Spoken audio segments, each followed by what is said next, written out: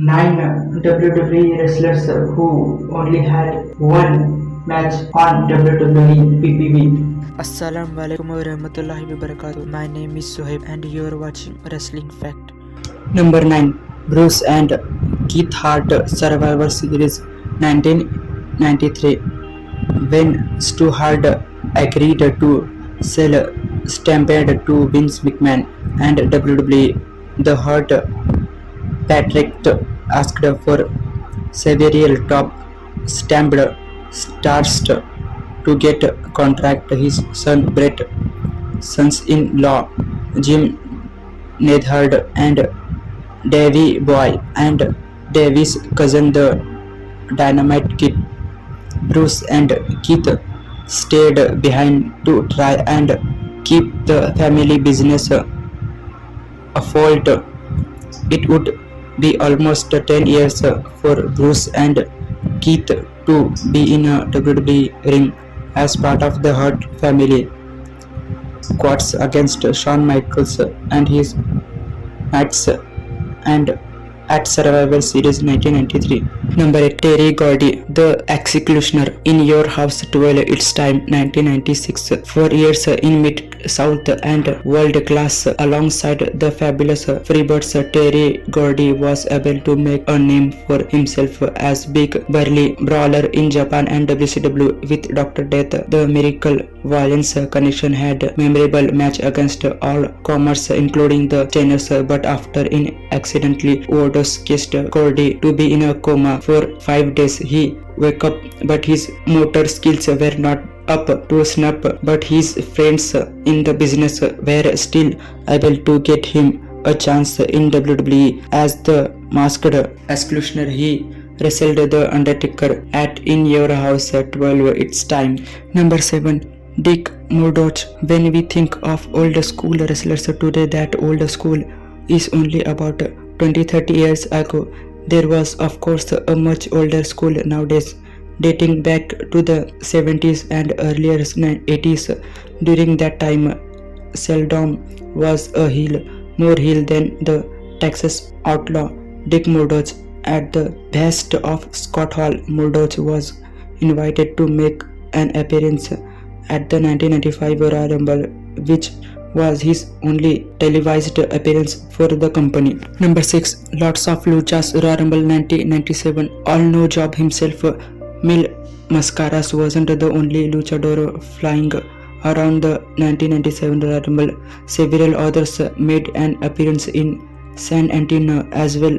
It was the WWE's hope that partnership with AAA would start, and that's why guys like Canuck, Peritot, Caberneto, and the Latin Lover made an appearance at the show, but when plans for a partnership fell through, those guys and others didn't make it back onto WWE PPV. Number 5. Mil Mascaras Royal Rumble 1997, with Eric Bischoff bringing in some of the biggest Lucha Libre stars of the mid-19s. The WWE tried to play catch-up as the Royal Rumble decided open San Antonio in 1997 with a partnership with AAA to bring in some of other new stars, but the biggest one of them is considered one of the greatest wrestlers of all time in some circles. WWE Hall of Fame Mil Mascaras made a cameo appearance during the Rumble match, but since he seldom wanted to lose, he also held the destination of being one of the few competitors that eliminate himself. Number 4. The Greater Sasuke, In Your House 16, Canadian Stampede 1997. In Your House 16, Canadian Stampede is remembered fondly for being the apex of the Hart Foundation triumphed over the evil Americans, but it is also an important moment in time for Japanese legend the Great Sasuke. After making a few appearances for ECW, he had his trainee Taka Michinoku compete at this event in Calgary, and the next night on Raw before Taka stayed in WWE and Sasuke headed home. Number 3.